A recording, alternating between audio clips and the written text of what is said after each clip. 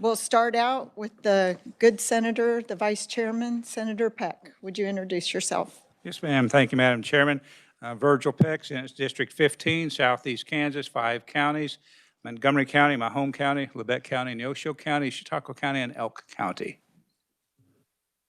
Senator Clown, yes. The ranking is Senator Corson. Senator Corson, Senate District 7, Northeast Johnson County. Proud to be a small part of the hardest working committee with the hardest working chair. Thank you, Senator Corson. Senator Peterson.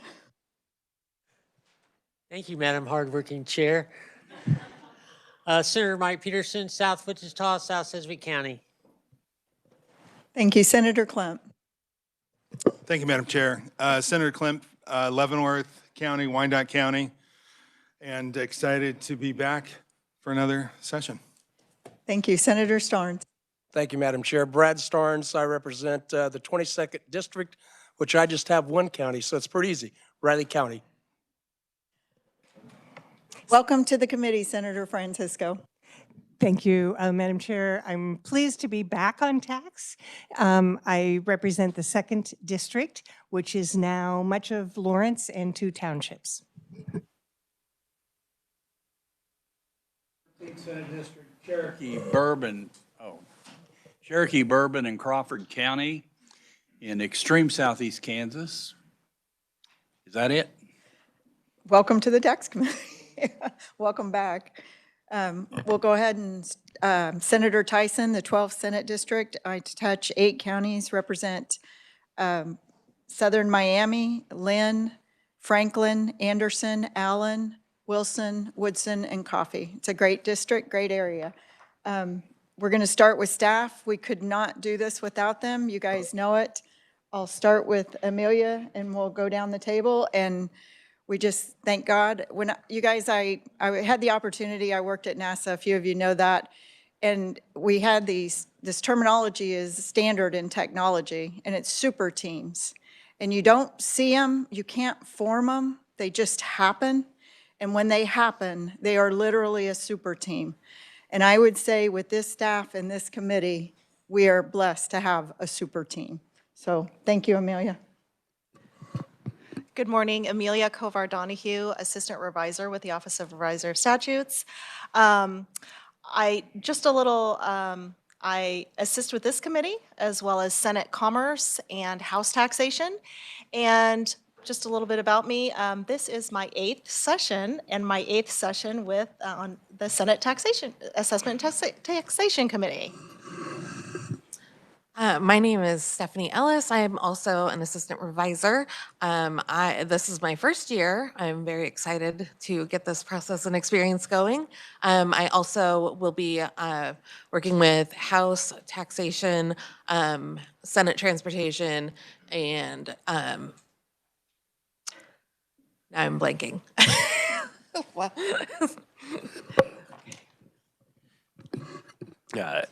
Eddie Penner with Legislative Research. This is my 13th session, 12th session with this committee. In year 1, I was only on the House side on tax, but staff, House tax and Senate tax.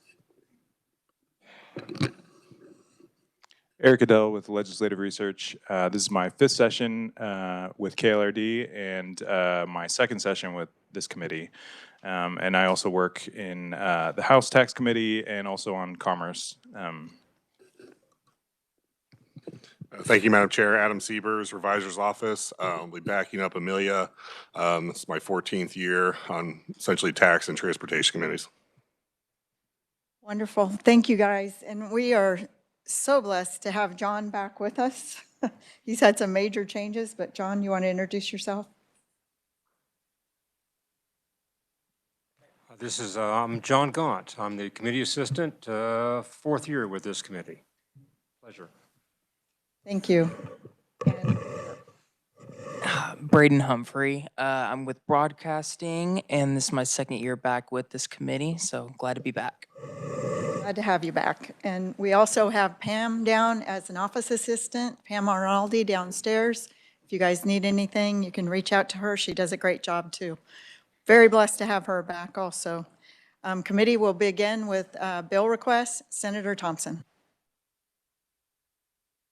Thank you, Madam Chair, and happy to be here with my neighbors across the hall and the hardest working chair in the building.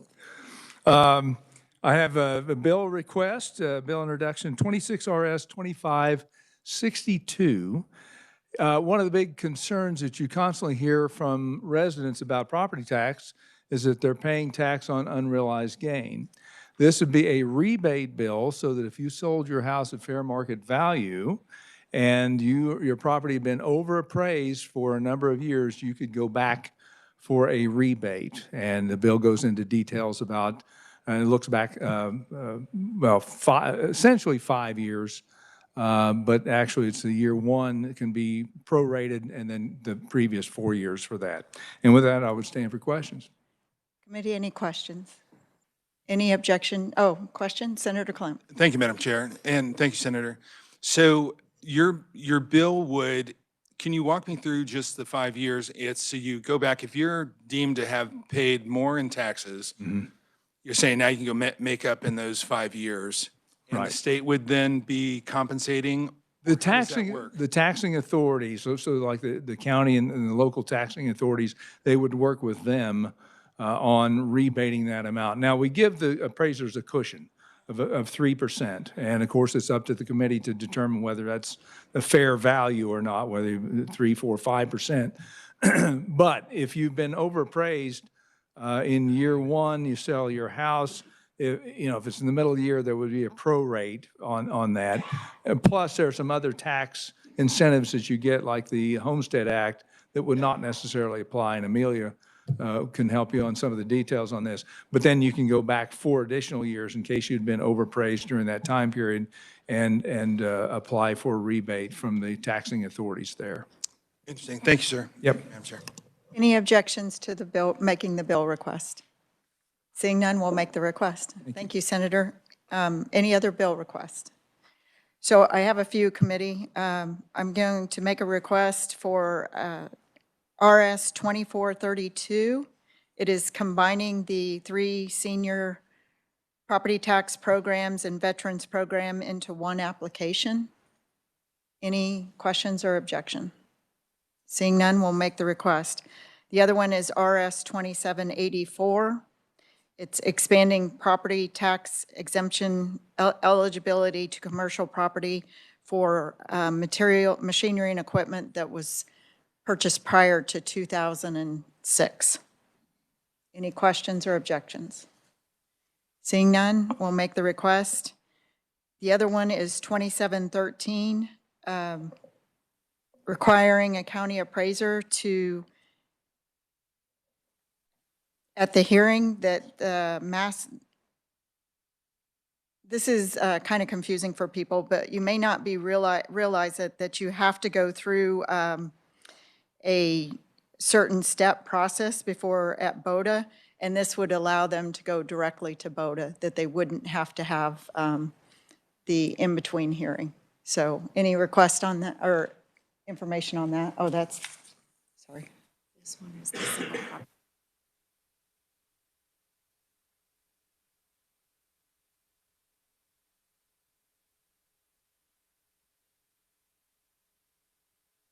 So I'll make that request without the RS number, just to be clear. So, okay, great. No objection, no question.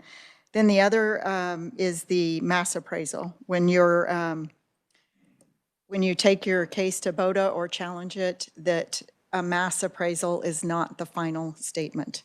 That right now it seems to be that it's interpreted as gospel, and so we'll be hearing that bill also. Is there any questions or objections? Seeing none, we'll make the request. Committee, we will have another bill request next week after you've heard talk about the 20 mil. The House and I, we've been visiting. We do need to do something with that at a minimum to make it at least revenue neutral. But we have been working on this for a couple of years. We actually are working on some legislation to look at how we tax some industrial wind turbine and solar. And so we'll be taking a look at that next week In fact, we have a joint hearing with the House the 22nd, Thursday. So this committee will not meet Thursday morning at 9:30. We will meet at 3:30 Thursday afternoon on the 22nd. Any questions? Seeing none, committee will go ahead and open the hearing on SCR 1616. Amelia, will you give us an overview?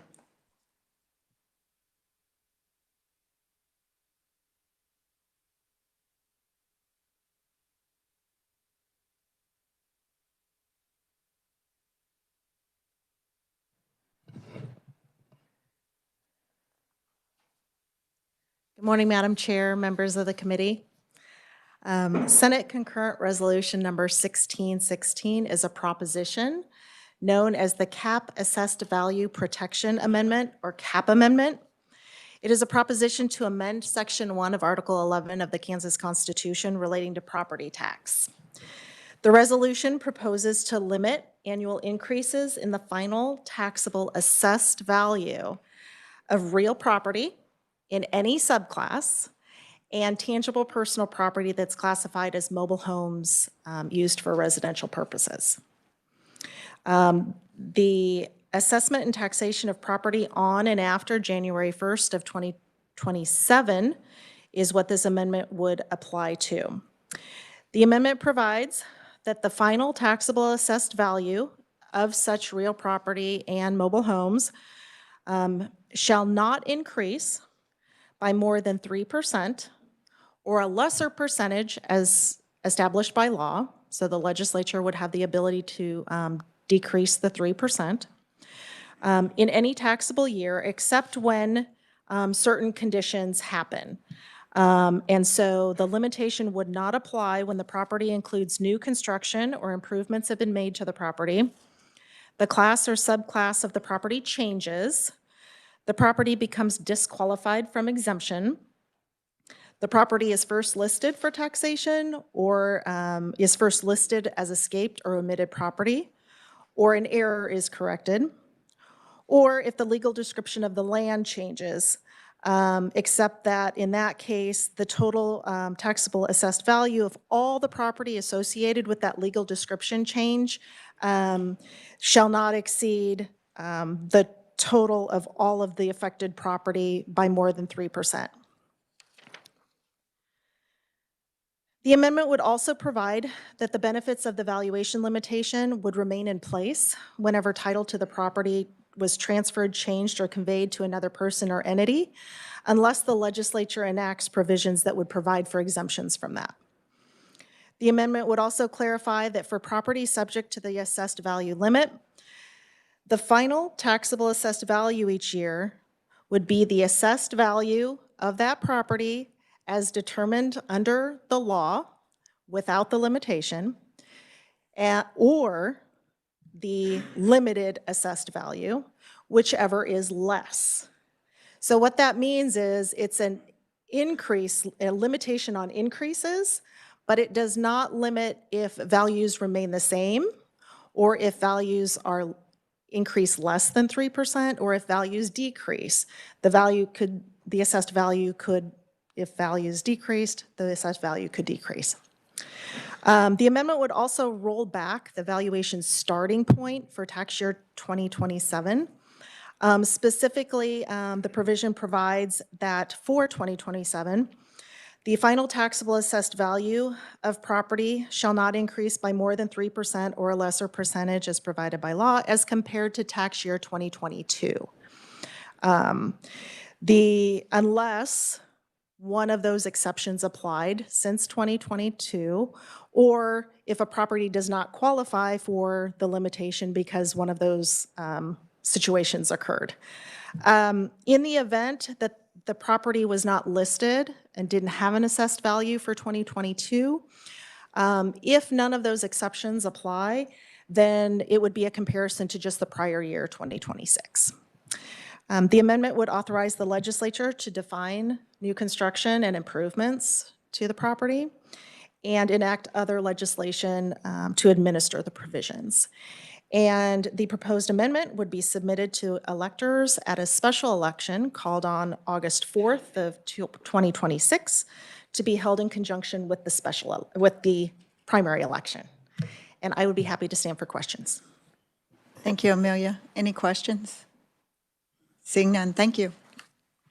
Our first conferee is Senator Mike Thompson. Welcome to the Tax Committee. Thank you very much, Madam Chair, members of the committee. As you recall, I testified on a similar resolution last year. All my testimony here is written, and I provided that to you. I'm not going to read it. But I think that you've all heard the arguments that government basically is your landlord. You can pay off your property, and it never becomes your own. I think the ultimate goal really should be to eliminate property tax, because I think it's unconstitutional. But that's a different idea for a different day. I support this particular resolution because it does give homeowners, property owners, some assurance that there is a limit to how much that they can be increased on their tax. And the valuations we've always heard a lot about. There's really, the comparables don't necessarily match up with what your property value is. And so it really does create a situation. Capping property tax also very much simplifies the taxing structure so that people will know what the maximum they're going to end up with. And increasing property taxes are inflationary.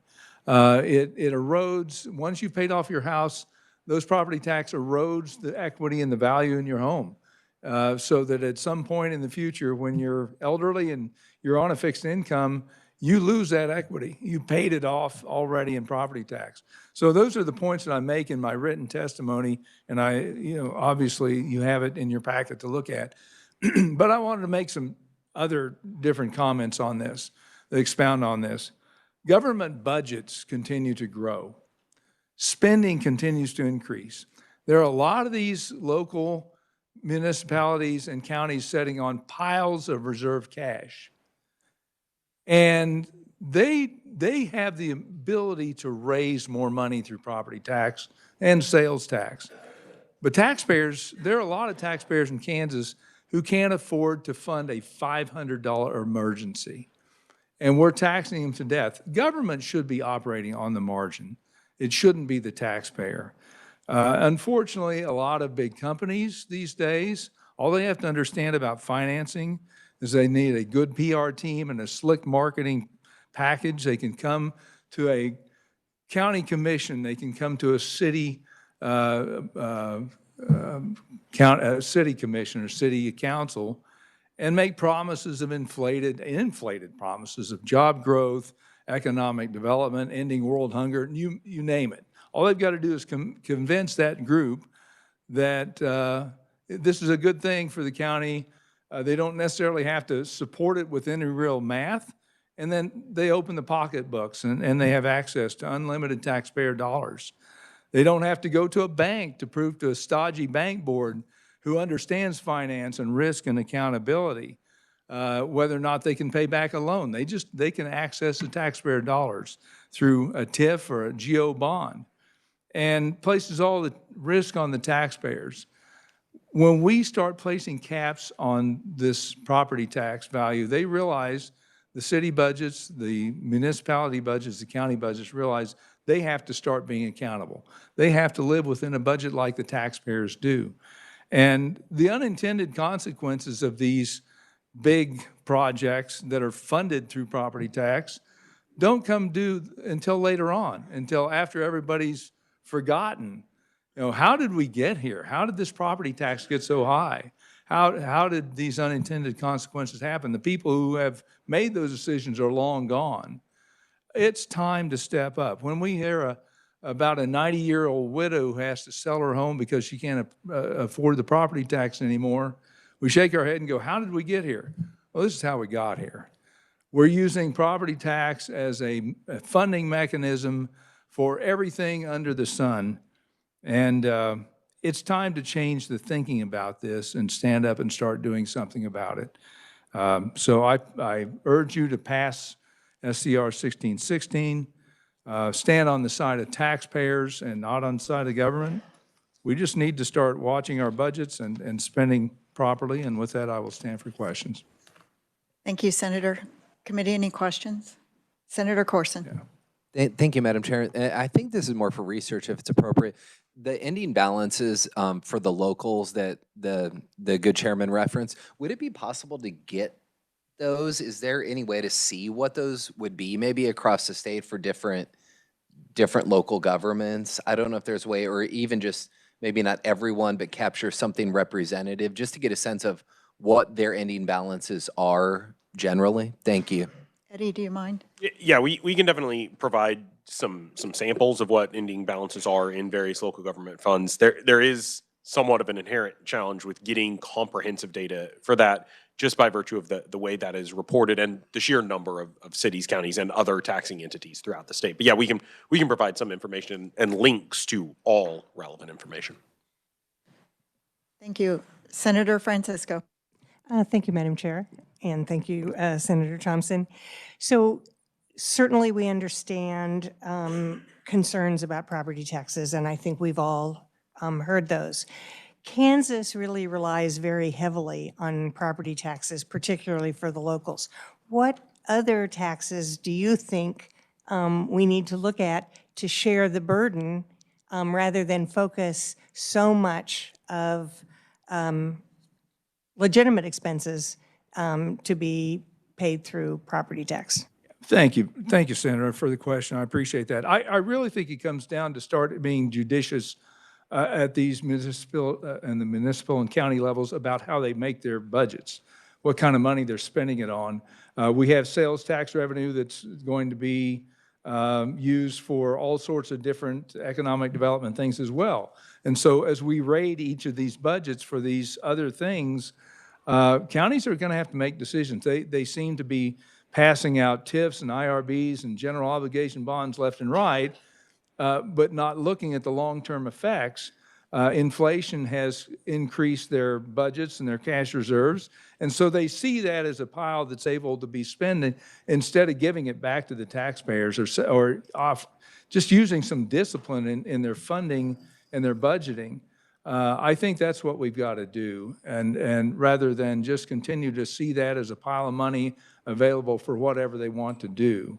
So it really comes down to balancing the budget. And I think even at the state level, you look at the budget consensus revenue estimates, we're going to have a fairly healthy rainy day fund for quite some time, $2 billion or more. But our spending keeps going up. We even here at the state level, I think, need to start examining the budgets and what we're doing and saying, you know, the taxpayers really are hurting in this state, and we've got to do something about it. Senator Clem. Thank you, Madam Chair. And two quick questions. One is to build on Senator Corson's comment. I do think that there is no, from my understanding, central database to understand what additional funds are out there, and there may be an opportunity there, because I think that was a great question. Second would be, it's my understanding of this is it doesn't impede locals from raising taxes and running their business how they choose to run it. It just provides additional transparency, and I'd like to understand if my thought is right in that, because that additional transparency, when a local business, we've been out of the property tax business as a state as of last year, so let's just make that clear. But when we look at how we're looking to have our locals run, the transparency of make the decisions to run your business the way you want them, and let's have that discussion, it doesn't keep them from raising those mills to where they think they need to run their business. It probably provides more transparency, and a thought would be let's lower that because there's more eyes on what they're doing. But I do think, if my understanding is right, if you want to elaborate on that, that's kind of my understanding of where 1616 has taken us. Correct. The problem in the past is they've been able to ostensibly say that we're not raising your taxes because the mill levies are flat, but they've been relying on the valuations to do the increase and inflation in the valuations. And so that it appears that, hey, we're not doing anything to the taxpayer. We're not touching the mill levy, when in fact those valuations are unreasonable and out of line with the actual increase. I can take my property. I've been in my house 23 years. We put a new roof on 15 years ago. My property valuations keep going up. It went up $40,000 this year for no apparent reason, other than they just thought, well, okay, it's $40,000 more. But, I don't know if I could sell my home for that amount of money. Probably could not. And so, this at least keeps it in line and hopefully gives the appraisers some idea that, no, we've got to start being more judicious about how we appraise these homes. And again, it is a transparency. The government can increase the mill levy if they have legitimate expenses. This cap, this 3% cap, remember, it's compounded. So 3% is not 30% in 10 years, it's much higher than that. So we're not exactly closing the door on spending on these local governments with this cap at all. Sure thing. Senator Schallenberger. Oh, okay. Yeah. Okay. Any other questions? Thank you for your testimony, Thank you. Senator. Senator Owens, would you like to introduce yourself for the committee?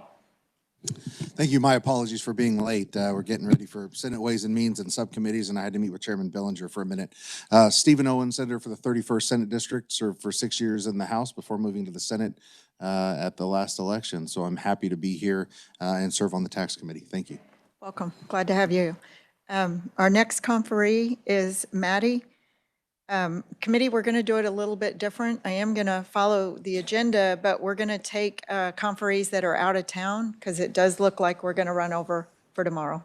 So welcome, Maddie. Thank you, Madam Chair, and thank you to the committee for the opportunity to speak. My name is Maddie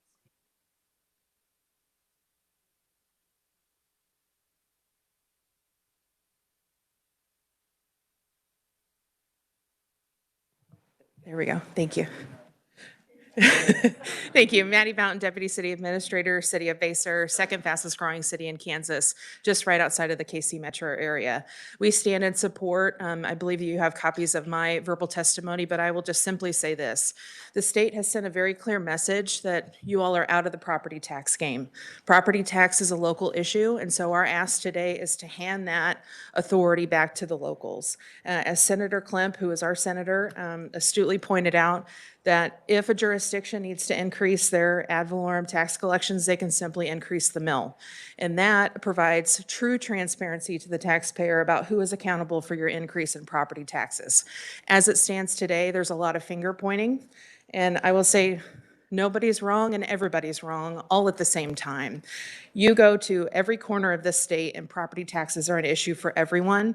And so we stand as a city asking for your support in providing true transparency in the property tax calculation formula. And with that, Madam Chairman, I'd be happy to stand for questions. Thank you, Maddie. Senator Klemp. I have to say something for my fastest growing city in Kansas. So I appreciate your comments. So when as you grow, you're growing industrial and you're growing services and you're growing nicely and adding a grocery store and all the things that are important to a growing community. Do you feel like a cap or something impedes any progress on the industrial side, the real estate side, any sides that kind of have a contentious side or has an opinion that's different than a cap? I was just curious if you had an opinion on that you might share with us. We do not think that it would impede any of our development. We have continued to contemplate in our proposed budgets a cap in hopes that the legislature will pass such legislation. So we are very much prepared for the imposition of a cap, and we've been doing so for the last 3 years. And I would just say, with a cap, that would provide more discretionary funds for residents to spend in our businesses, and we are supportive of that. We just really feel that there's a lot of finger pointing right now when it comes to property taxes. And if folks aren't happy with how property taxes are going, then they can hold the local elected officials accountable at the ballot box in the election cycle. Thank you. Any other questions? Thank you, Maddie. Thank you, Madam Chair. Next is Eric Estes, and Eric, I would say, joins us from the farthest distance this morning. In fact, I hate to ask what time you got up to drive in, Eric, but thank you for being here. You're welcome. I think we have the most fit state house because I use the stairs. So every one of you that works here, it's a lot of stairs. I was in Des Moines visiting my daughter in the Air Force a couple weeks ago, and she took me to their state house, and I said, wow, there's only like 2 flights of stairs here. So Thanks for having me. So I'm Eric Estes, and I want to make sure, does everyone have the copy? So it's kind of small print. I wanted to put it on 2 pages. So we represent BTI, EEI, and KDDA. KDDA is Kansas Deer Dealers Association. So a group of all of us John Deere dealerships have gotten together for the sake of ag. So, and you know, great state of Kansas, nothing's more pride and true to us than our agriculture, our farmers, and our cattle producers. And so we try to do everything we can to try to help them. As you know, we're a proponent of the cap limits. We're just seeing a lot of these farms struggling, and they're struggling in ways that we've not seen before. Me in finance, I see it daily and trying to help farms adjust to where their generational farms, their kids and grandkids are coming up to try to take over, and they're taking over some insurmountable debt. It's hard to forecast if you're getting hit by 20 and 30% increases in property tax valuations and things of that nature that hit them. Pole barns that have been raised since 1920 are now making, you know, $7,000 a month, or I mean a year for the respective county. So in this, what we did was we presented some historical documentation from Kansas Policy Institute as well. Other states have enacted caps, and they've been successful in doing that. Oklahoma is one of them. With that cap, just looking at the numbers, had we implemented when they did, our farm and ag would have seen over $1 billion in savings during that period of time. And that's not a small number for our farms.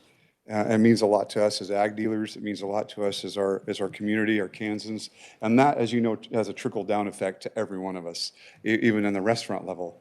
So in that forecast is the next 10 years. Conservatively, $777 million in savings over 10 years. And so what we're trying to do is just support an effort that maybe it's not the silver bullet. I don't think there is a one-stop shop, right? There's not something that just says, hey, we're going to fix it all today by this measure. But I do know that, like, for us in this industry, and me also in the restaurant industry, looking at the next 2 years or 3 years, I try to help farms adjust and forecast, and it's just looking very hard for them to do that. So I just know that, you know, we can't afford to punt anymore. And so we've kind of, you know, lent an ear to all of our constituents. We put out in KDDA, and you can go on our website of any one of our John Deere dealerships. You can go bti.com, Heritage, American, et cetera, and you'll find there's just a click and a link. It go right to the representative, and we allow anyone that goes into that website to talk to the representative about, hey, can you help me? This is the issue that we're seeing.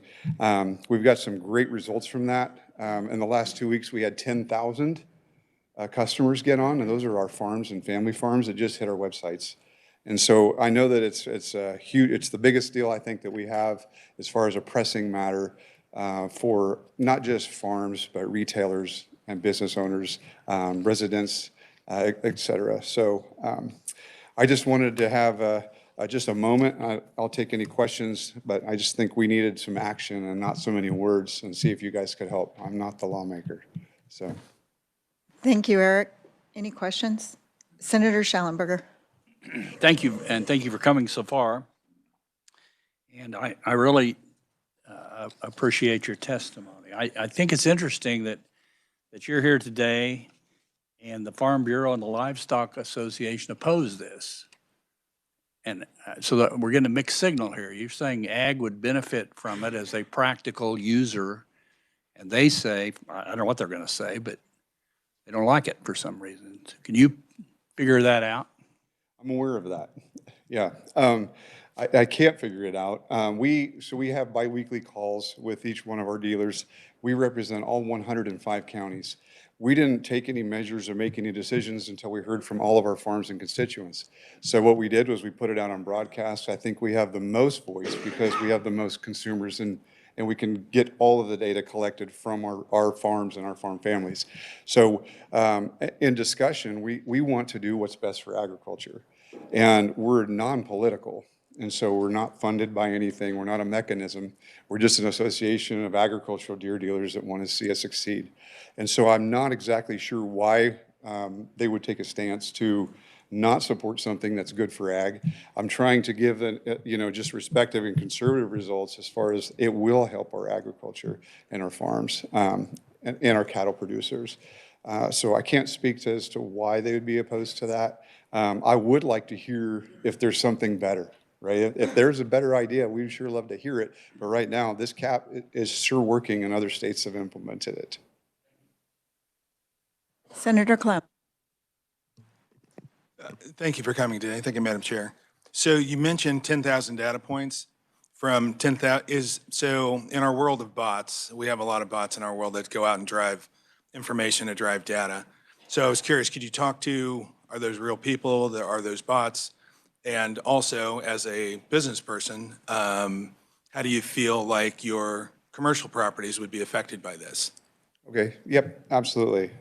So the first question, they're not bots. Yeah, they're actual genuine people. We thought we might even get more than that. The 10,000, I know that Dave here will be able to put some highlight into that under the Kansas Policy Institute.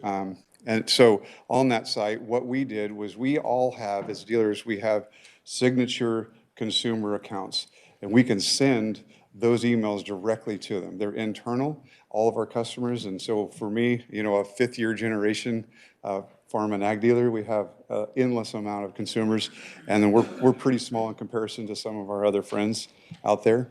And so there's hundreds of thousands that went out as far as email blasts and things like that. So you're talking about maybe a smaller percentage of what actually went out to go on and look at the link and talk to your representative. A lot of the times when a representative gets it, they may not open it or they may not see it. It might come from, a KDDA website or, a Kansas Policy Institute, and they might not understand that that is, a farmer that's in your area. As a representative, you may not know that. And so it's to protect their identity as far as their personal email address. But it's really remarkable to see. We've had farms that come in now daily that just talk about property tax, and I can't get them to get out of my office so I can work, So it's like, oh my goodness. So I know it's having a great effect, and they're all hopeful. They're all crossing their fingers that something happens. I know most of you saw Donald Trump and what he brought the farm and John Deere and all the ag end to the White House and had that conversation. And our farms were never so more of an ear to that. We broadcast live, of course, in our dealership just because it was related to us in Kansas. It's our bread and butter for Kansas and something of passion. So, yeah. Well, thank you. Any other, Senator Francis? Thank you, Madam Chair. So I'm hearing from you that it's farmers that you've contacted that are in favor of this. Do they believe that the 3% cap would affect agricultural land? The property tax that they're paying on their land? So they believe it would definitely help. What you see is, in farm and ag, it is so crucial for us. Every year, we have what we call planning meetings, and I'll send out a plan and a forecast to my farms. And they will understand that, okay, I can't spend this, and I need to make sure that my combine payment comes out when I sell my crop, whatever that crop is, or my cattle, whenever that cattle is. And so we time payments with that to help structure them. And so it's something like property tax didn't used to be up there in that top 10. Property tax now has become one of those top 4 concerns when you have a very large farm and now all of a sudden you've been raised 30% or 20% and that wasn't forecasted in January. So all of a sudden it becomes a very big factor for them. So, Madam Chair, I hope I'm understanding this because I was seeing it affect residential property, not agricultural property. And as soon as you reduce the amount that you're collecting from residential and you're assessing property across the board, the other charges may go up. So, Senator, that equation is not a simple equation. It depends on what the mill levy does, and it depends on whether you had decreasing values or increasing values. And yeah, it may be a increase to the decrease. Only in government is that a cut. But yes, Yes. We've seen agricultural land decrease, as everyone knows, and we've also seen it increase over the years as well. On this forecasted model, you'll see it as it continues to rise over time. And I do believe it to be very accurate. And it's also in the projections of what we believe with just our side and doing our own analysis. So, and to your question, we're not sure why Farm Bureau is not, on board with it. I think it's something that's absolutely necessary as a first step measure for our farms. So thank you, Eric. I know you testified during the interim committee, and one of the dealers actually shut down. And part of that was because of property tax related, wasn't it? That's correct. Yeah. Yep, we did lose. There was a dealership that did shut down because that wasn't the only catalyst, but it was a very large part of it. Yes. And it was the first thing that they talked about. I've got, between now and February, I have over a dozen farms that I'm going to go county appraiser with in each one of their respective counties. So I'll be in 13 separate counties talking to appraisers for that farm, just as a consultant for them to try to help them. And those are increases that are larger than 20% in their farm. Okay. Thank you, Eric. Thank you for coming today, too. You're welcome. Yes. Linnell, I know you're next on the list. Would you mind coming back tomorrow? Would you be able to? That'd be great, because I know Commissioner Stephen, I always do that, long I, sure. Commissioner Stephen is from out of town, so welcome to the tax committee. Okay.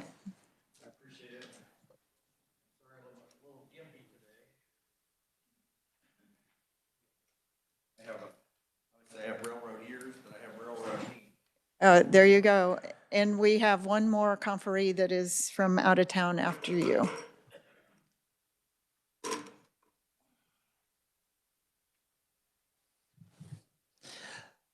Thank you very much for letting me testify. This is, I think, the fourth time. We've been here for a lot of years, and I want to express appreciation to John back there for always handling the documents and for being able to do this again. I would just say a couple points. You read my testimony, but just one point is that remember that on your property tax bill, if you have $1, your county portion of that is between 25 and 30 cents. So everybody gets their bill and it says Leavenworth County, and they think Leavenworth County is responsible for all these property taxes. But really, it's all the subdivisions in Leavenworth County. And when we're talking about this property tax issue, we're talking about impacting the property tax that funds our schools, that funds our townships, that funds our cities, and even more so than the county. The other thing is, and we've talked about this for years, is the latest information I have, this is still from last year, is that 26 states have some form of evaluation or assessment cap. Kansas does not. Now, what the result of that has been, and I've seen this in the 4 years just since we've been coming back to the legislature every year. Last time I was up for election, I went to a door and the gentleman came to the door and said, "Mike, you're too late. We're moving to Wyoming. We're moving out of the state." We are actually, folks, we're forcing downsizing. We're forcing widows to downsize. We're forcing people to move to small cottages, even to tiny homes. Is that what we want to do because of taxes? Is that our policy here in Kansas, that we force that upon our people? So I think I haven't had time because this is a new piece of legislation, but I'll get all 5 commissioners in Leavenworth County have always signed agreeing to the cap, and the cap is necessary because of the spikes. 15%, 10%, 12%, 5%, 8%.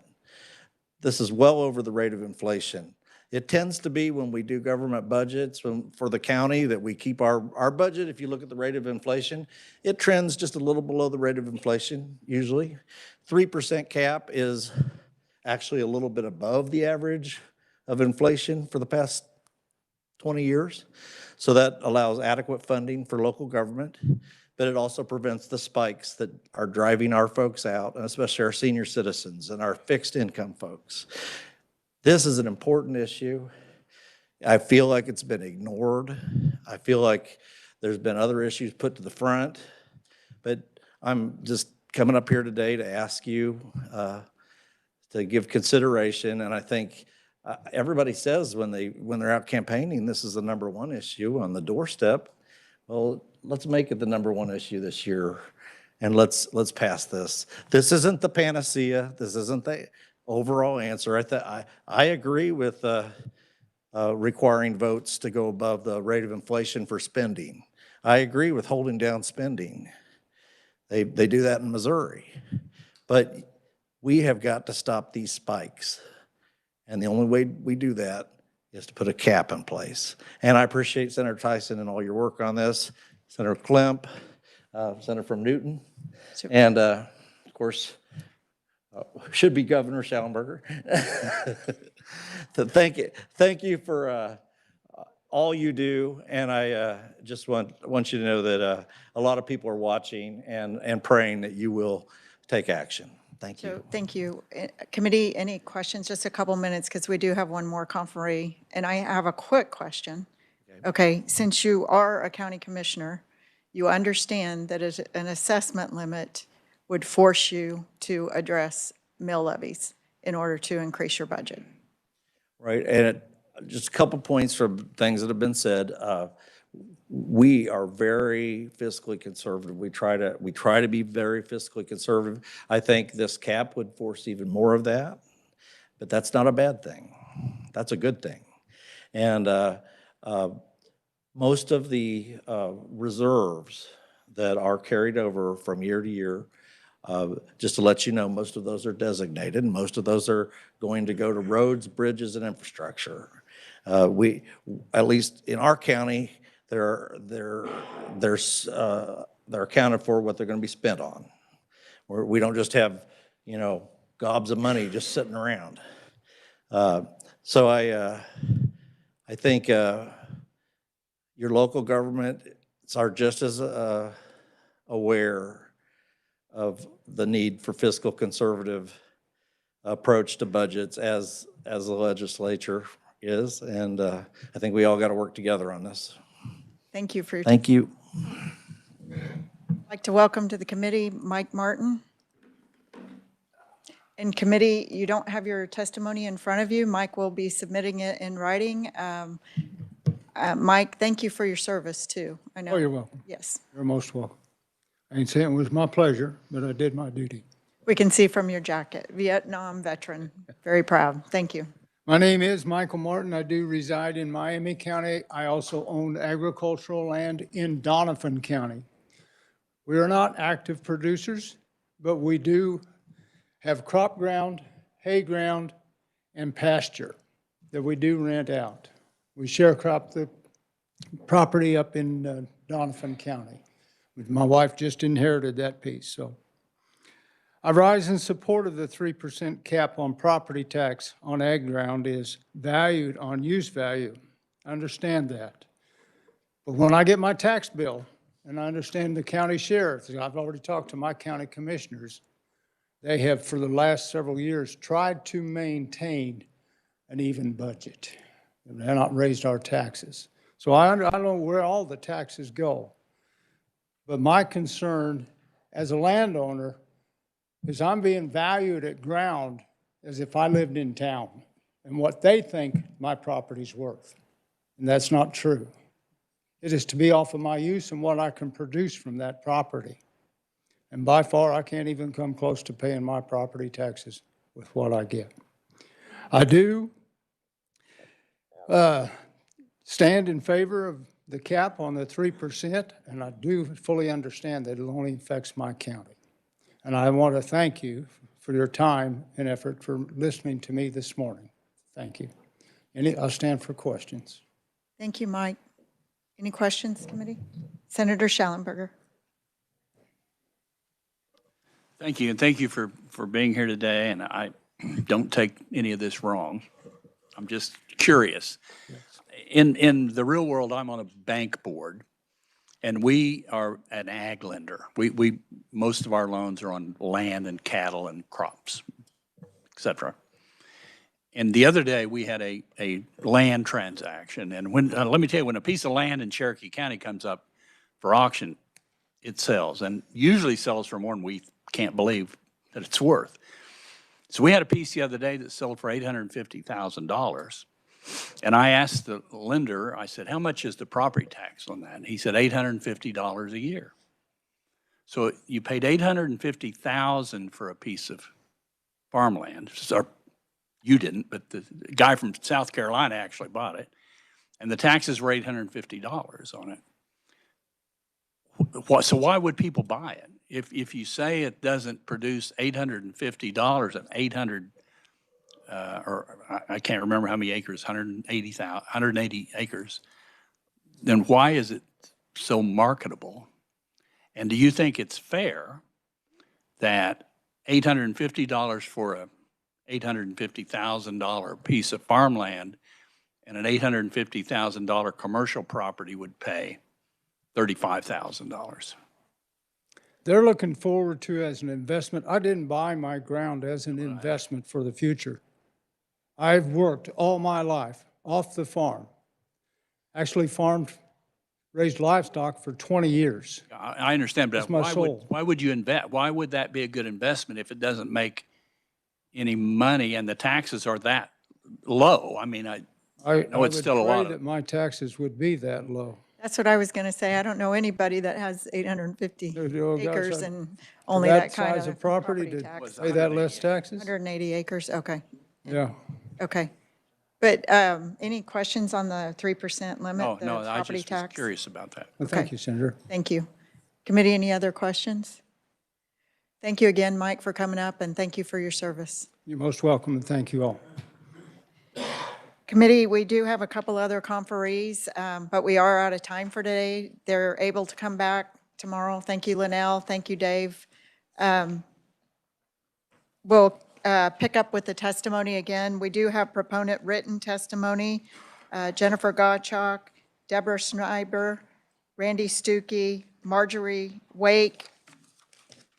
And tomorrow we'll finish with we'll have the opponents and finish the proponents. So is there any other business to be brought before us? We do lose a couple of our members tomorrow. They are on Ways and Means, so we do have a scheduling conflict. So committee, thank you for your work.